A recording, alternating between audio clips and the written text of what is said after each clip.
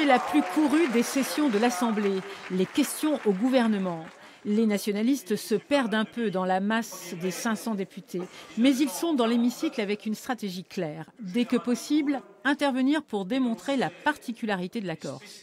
Par exemple, plus tard dans la journée, Jean-Félix Acquaviva prend la parole. La session est alors consacrée au cadre géographique des prochaines élections européennes. Le député en profite pour rappeler la position nationaliste. La Corse, circonscription à part entière. Ce n'était pas du tout au menu, cela n'aura aucun impact législatif, mais qu'importe. On a défendu d'abord le fait que la Corse était dans une situation particulière et dans un second temps, puisque cet amendement, comme beaucoup d'autres, n'a pas été retenu, on a laissé filer la loi. Faire progresser les revendications nationalistes corses à l'Assemblée nationale française, le paradoxe est assumé. Jusqu'à présent, les nationaux n'ont d'ailleurs même pas cherché à coopérer avec celui qui est devenu l'autre député corse. Est-ce que vous avez envie de travailler ensemble sur certains dossiers? Non, mais écoutez, l'avenir nous appartient et puis pourquoi pas. Du Palais Bourbon, les députés passent jusqu'à 10 fois par jour dans leur bureau situé dans la rue adjacente. Avec 4 de leurs collaborateurs, ils peaufinent textes et rendez-vous pour une institution qu'ils découvrent pas à pas. Le système est fait de telle façon que c'est très difficile parce que même si on a un accueil favorable au sein individuellement des députés, ils fonctionnent dans les groupes, dans les grands groupes. Donc il y a des disciplines de groupe et donc c'est très difficile de faire changer les positions, mais on ne désespère pas. Il y a 2 mois, Gilles Simeoni, le président de l'exécutif territorial, interviewé par François Bourdin, affichait un objectif ambitieux. Des députés et des sénateurs, qu'ils soient de gauche ou de droite. Moi je dis que si nous dialoguons, si nous allons vers eux, et si nous leur expliquons ce que nous sommes et ce que nous voulons, moi je suis certain qu'il y aura, dans quelques mois, une majorité des 3/5 au Congrès pour valider une révision de la Constitution reconnaissant la spécificité de la Corse. Depuis, le débat s'est précisé autour des articles de la Constitution pour la Corse. 72 côté gouvernement contre 74 côté nationaliste. À l'Assemblée, voilà la France insoumise prenant l'article 74, moins par ralliement aux députés nationalistes que par opposition à Emmanuel Macron et par pur jacobinisme, disent-ils. Il y a un risque de ce qu'ils appellent le pacte girondin et de rompre réellement avec une république indivisible. On ne veut pas de ça.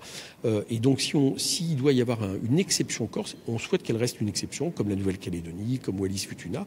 Et ça prédispose plus l'article 74 à répondre à cette question. Voilà pourquoi nous sommes plutôt pour cet article s'il doit y avoir modification. Ça fait 18 députés. Et les autres?